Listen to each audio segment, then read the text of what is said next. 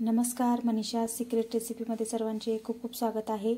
आणि आज मी घेऊन आली आहे एक वेगळी रेसिपी।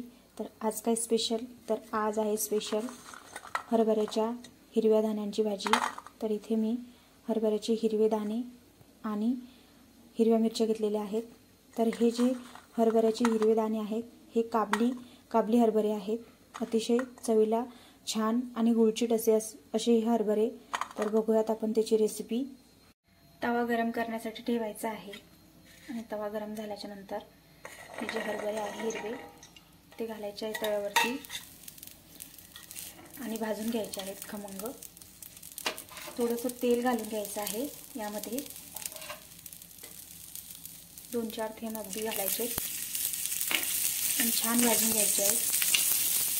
गॅसची फ्लेम थोडीशी कमी करून आणि मंद आचेवर भाजून घ्यायचे आहे, ज्यामुळे हा दाणा आतपर्यंत भाजला जाईल। जर गॅसची फ्लेम ही जास्त ठेवली तर हा वरतून जळला जाईल आणि आतूनही तसंच राहील, त्यामुळे मंद आचेवर भाजून घ्यायचे आहे। चणे हे अगदी भाजलेले आहेत, छान खमंग भाजलेले आहेत। तर काढून घ्यायचे त्याचे तव्यावरनं आणि नंतर हिरव्या मिरच्या भाजून घ्यायच्या आहेत।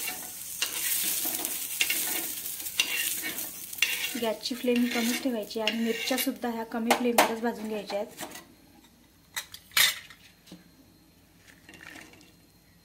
थोडंसं तेल घालायचं आहे 2-4 थेंब अगदी, आणि छान अगदी मंद आचेवरच मिरच्या सुद्धा भाजून घ्यायच्या आहेत। मिरच्या अगदी खमंग भाजलेल्या आहेत। गॅस बंद करून आता या तव्यावरतीच ठेवायच्या आहेत 5-1 मिनिटं, कारण तवा गरमच आहे आणि जी काही राहिलेली कसर आहे ती या गरम तव्यावर ठेवल्याने राहून जाईल।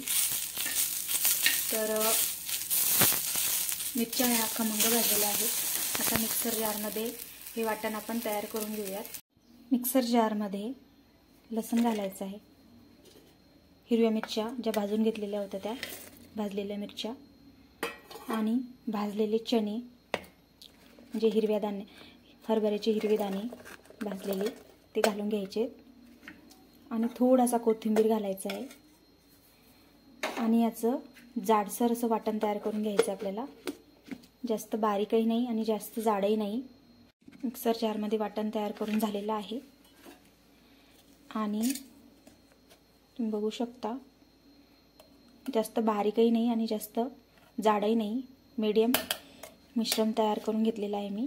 चला तर आता बघूयात, फोडणीची तयारी करूयात। तेल गरम करायला ठेवलेलं आहे मी।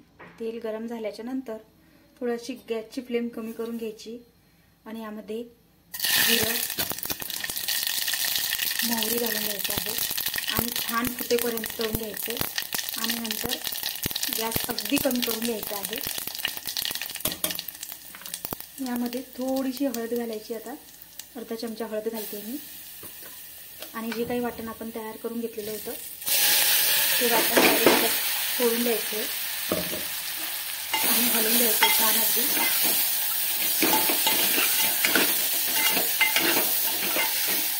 कमी गॅसवर होऊ द्यायचं आहे।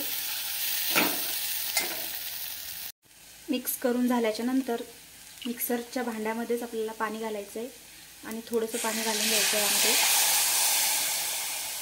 आणि आता थोडंसं हा मसाला कलसू द्यायचा आहे। हे मिश्रणाला छान अगदी मंद आचेवर थोडंसं तेल निघेपर्यंत होऊ द्यायचं याला। यामध्ये थोडंसं पाणी अजून घालावं लागेल, थोडंसं पाणी अजून घालून मिक्स करून घ्यायचं आहे छान आणि झाकण ठेवून परत आपल्याला होऊ द्यायचं आहे। आता ते हे झाकण काढून आता बघून घेऊयात आपण। तर यामध्ये आता पाणी घालून घ्यायचं आहे, गोळा झालेला आहे, घट्टपणा आलेला आहे त्याला। तर यामध्ये क्वांटिटीनुसार जेवढं मावेल तेवढं पाणी घालायचं आहे आणि मिक्स करून घ्यायचं आहे। ही भाजी ही पातळ नाही करायची, जास्त थोडी घट्ट ठेवायची।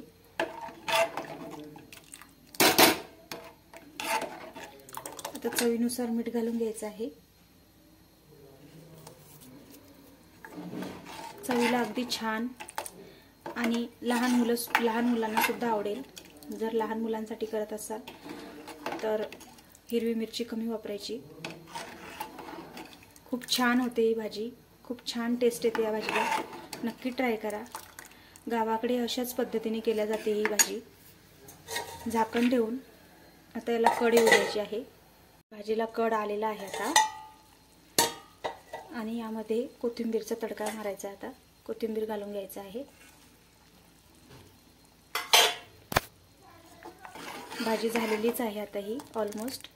आता गॅस बंद करून झाकण ठेवून घ्यायचं आहे। आणि तुम्हाला ही रेसिपी कशी वाटली तर कमेंटमध्ये नक्की सांगा आणि माझ्या चॅनलला नक्की सबस्क्राईब करा। अशाच नवनवीन रेसिपींसाठी पुन्हा भेटूया। थँक्यू।